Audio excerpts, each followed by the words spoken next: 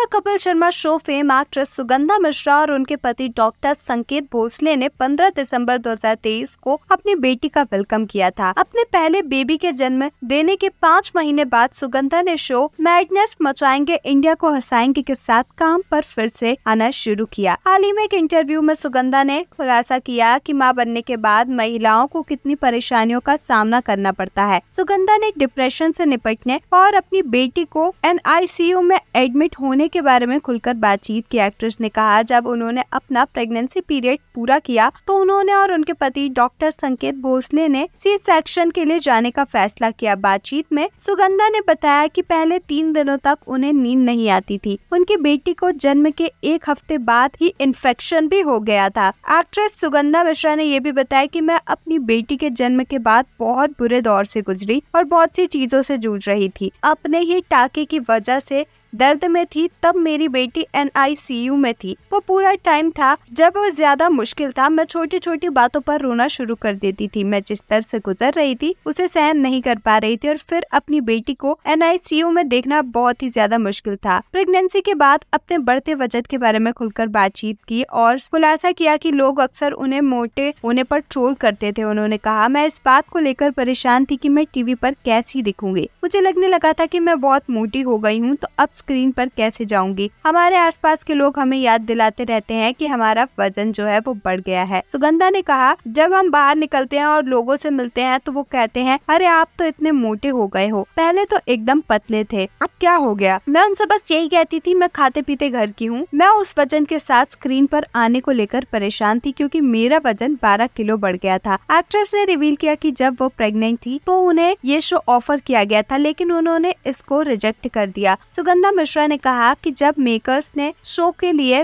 फिर से उन्हें अप्रोच किया तो उनकी फैमिली ने उन्हें शो में काम करने के लिए हिम्मत दी। आपका सुगंधा मिश्रा की इस खुलासे पर क्या कुछ है कहना, हमें कमेंट्स में जरूर बताएं। ऐसे ही अपडेट्स के लिए हमारे चैनल को सब्सक्राइब करें।